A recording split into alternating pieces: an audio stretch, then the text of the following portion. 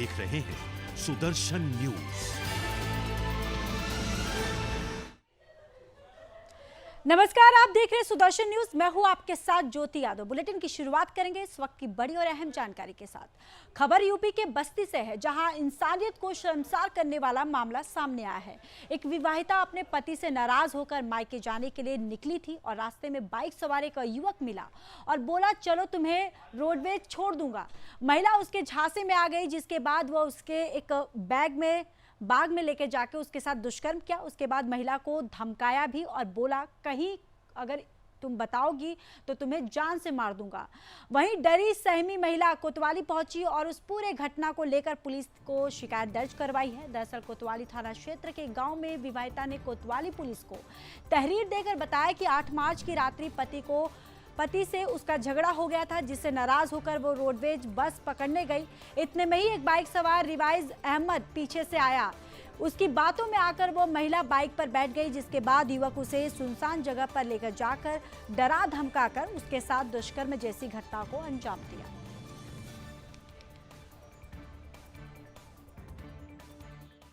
जनपद बस्ती के थाना कोतवाली क्षेत्र अंतर्गत पति पत्नी में किसी कारण से कुछ मनमुटाव वगैरह हुआ था। उसमें जो पत्नी थी अपने घर से मायके जाने के लिए उस मनमुटाव के बाद रात्रि में निकली थी। उसमें एक व्यक्ति द्वारा उसको लिफ्ट दे करके और ले जाकर उसके साथ ये अपराध कारित किया गया था। पीड़िता द्वारा जो एप्लीकेशन दिया गया, जो तहरीर दिया गया, उसमें उसके द्वारा उसकी मोटरसाइकिल नंबर की जानकारी कर ली गई थी और इसी आधार पर इसमें नियमानुसार अभियोग का पंजीकरण थाना कोतवाली अंतर्गत कराया गया था।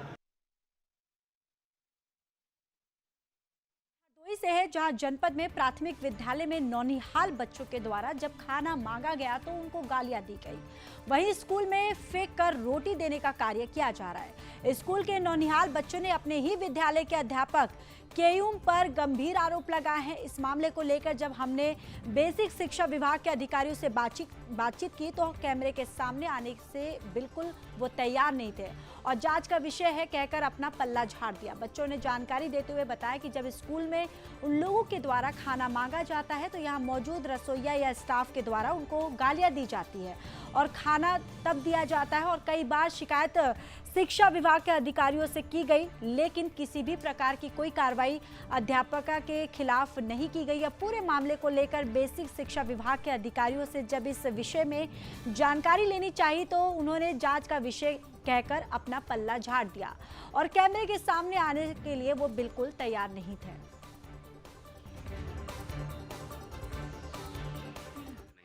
सलोनी क्या हुआ? कल कच्चे चावल बनाए और सूखी दिन तनी दाल दे दी, हमने को और दे दी। अब पानी अब नहीं रह गई है, चलो जाओ यहाँ से। भगा दिया। कच्चे चावल दिए, कल भी चावल दिए, आज भी का चावल दिए, आज तहड़ी दी।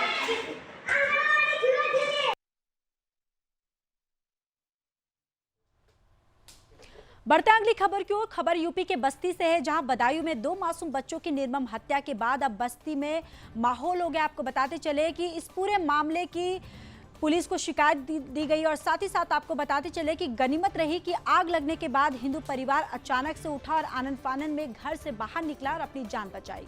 मगर इस आगजनी में पीड़ित परिवार के छप्पर वाले घर में बंदी 3 गौवंश जानवर झुलस गए, जिनका इलाज अभी पशु अस्पताल में चल रहा है। दरअसल हरैया थाना क्षेत्र के शेरवादी गांव मुस्लिम बाहुल्य गांव का है ये पूरा मामला, जहां 3 हिंदू परिवार को छोड़कर सभी मुस्लिम परिवार के लोग रहते हैं। इसी बात का फायदा उठाकर अल्पसंख्यक की भूमिका में रह रहे हिंदू परिवार का शोषण किया जा रहा है। इस घटना के बाद स्थानीय पुलिस ने 2 दिन तक कोई एक्शन नहीं लिया और इतना ही नहीं, पीड़ित हिंदू परिवार के मुखिया राजबली ने आरोपी कासिम के द्वारा धमकी देने की शिकायत भी थाने में किया था। लेकिन इस मामले को लेकर इस पूरे मामले में पुलिस ने एक पूरे मामले को हल्के में लिया और समय रहते कोई एक्शन नहीं लिया, जिसका परिणाम हुआ कि कासिम ने पूरे परिवार को जिंदा जला दिया।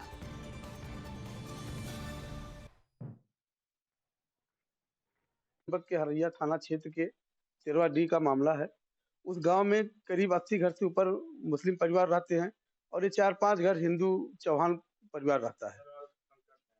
जी, ये अल्पसंख्यक हैं और इन्हें काफी दिनों से जो है वहाँ प्रयास हो रहा है कि लोग वहाँ से पलायन कर जाएं, गांव छोड़ के भाग जाएं। इनका गेहूं का खेत भी जला दिया गया था, इनका जो है वो दुकान किराने की छोटी सी चलती, इसको भी लूट लिया। रैया के अंतर्गत ग्राम सेरवाडीह में 17 तारीख को रात में लगभग 1-1:30 बजे के आसपास में एक चौहान बिरादरी के हैं, उनके छप्पर में एक 3 भैंस के वो पड़िया बांधी गई थी।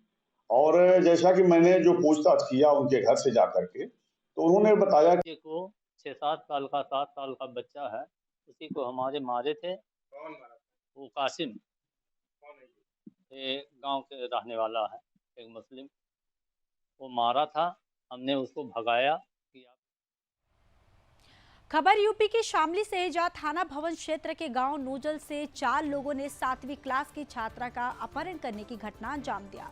घटना के मामले में पुलिस ने 4 दिन बाद मुकदमा दर्ज किया। वहीं पुलिस आज मासूम छात्र के पता लगा पाई है और पीड़ित छात्र के पिता को आरोपी पक्ष के लोग फैसला न करने पर जान से मारने की धमकी दे रहे हैं। वहीं पीड़ित पिता का नंबर भी जांच अधिकारी ने ब्लॉक किया हुआ है। दरअसल 20 मार्च को घर से कुछ लोगों ने 7वीं क्लास की छात्रा का अपहरण कर लिया था। मामले में पीड़ित ने 20 मार्च को ही थाने में तहरीर दी, जिसमें पुलिस ने 4 दिन के बाद मुकदमा दर्ज कर लिया है, लेकिन आज तक नाबालिग 7वीं क्लास की छात्रा का कोई सुराग नहीं मिल पाया। वहीं इस मामले में जब थाना भवन अध्यक्ष से बात करने की कोशिश की गई तो एसओ ने फोन नहीं उठाया और इस मामले में अपर पुलिस अधीक्षक संतोष कुमार का कहना है कि 7वीं क्लास की छात्रा के अपहरण के मामले में पुलिस ने मामला दर्ज कर लिया है और जल्द आरोपियों को गिरफ्तार कर लिया जाएगा।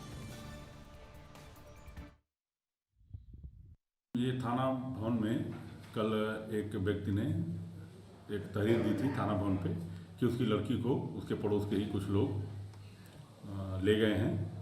उनकी सूचना पर थाना भवन पे मुकदमा पंजीकृत किया गया है और लड़की की बरामदगी के प्रयास किए जा रहे हैं। योजना प्रचलित है। सर, कोई आरोपी पकड़ा? मध्य प्रदेश के ग्वालियर से है ये खबर, जहां पायलट प्रोजेक्ट के तहत 5 नई सड़क एफडीआर टेक्नोलॉजी पद्धति से पहली बार बनाने की स्वीकृति सरकार ने प्रदान कर दी है। और साथ ही सुदर्शन न्यूज से बात करते हुए मुख्य अभियंता लोक निर्माण विभाग पीसी वर्मा ने बताया कि एफडीआर टेक्नोलॉजी पद्धति से मध्य प्रदेश सरकार ने पायलट प्रोजेक्ट के तहत दतिया जिले में 18 किलोमीटर लंबी सड़क, भिंड जिले में 25 किलोमीटर और गुना 6 किलोमीटर सड़क बनवाने का निर्माण किया गया है। वहीं लोक निर्माण विभाग के मुख्य अभियंता पीसी वर्मा ने यह भी बताया कि एफडीआर यानी फुल डेट रिलेक्शन पद्धति से पहली बार सड़क बनाई जा रही है और वही पुरानी बनी हुई सड़कों से निकलने वाले मटेरियल को केमिकल मिलाकर रिसाइकल कर दिया जाएगा, जिसमें पैसा भी कम खर्च होने के साथ ही सड़क भी मजबूत बनेगी। और साथ ही आपको ये भी बता दें कि एफडीआर जर्मन टेक्नोलॉजी मशीन से ही उत्तर प्रदेश सरकार ने सड़क बनाने का कार्य किया था। अब वही मध्य प्रदेश सरकार भी यूपी सरकार की तर्ज पर पहली बार 5 सड़कें मध्य प्रदेश में प्रयोग के तौर पर बनवाने जा रही है। बहुत अच्छे आए हैं यूपी में, उसी को देखते हुए मध्य सरकार ने यह निर्णय लिया है कि इनको पायलट प्रोजेक्ट के तौर पर यहाँ पे इसको मध्य प्रदेश में भी लागू किया जाए। और इसी उद्देश्य के तहत मध्य प्रदेश सरकार द्वारा ये 3 काम ग्वालियर परिक्षेत्र को दिए गए हैं और तीनों कार्य हमारे प्रगति पर हैं। इस पद्धति का सबसे बड़ा लाभ ये है कि इसमें जो एग्जिस्टिंग हमारा रोड है, जो हमारा पूर्व से बना हुआ रोड है, उसी को रिसाइकिल के मटेरियल को। खबर मध्य प्रदेश के ग्वालियर से है। बताते चले कि लोकसभा निर्वाचन 2024 के लिए निर्वाचन आयोग द्वारा दिए गए दिशा निर्देशों का समय पर कड़ाई से पालन हो, इसके लिए संभागीय आयुक्त ने जानकारी दी। बता दें कि संभागीय आयुक्त कार्यालय के सभा कक्ष में समीक्षा बैठक में ग्वालियर जोन के पुलिस महानिरीक्षक, उप पुलिस महानिरीक्षक सहित ग्वालियर, शिवपुरी, दतिया, गुना, अशोकनगर जिले के कलेक्टरों सहित पुलिस अधीक्षक और जिला पंचायत के मुख्य कार्यपालन अधिकारी उपस्थित रहे।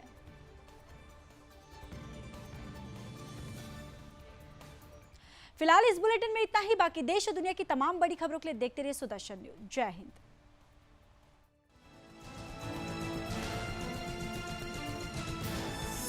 आप देख रहे हैं सुदर्शन न्यूज।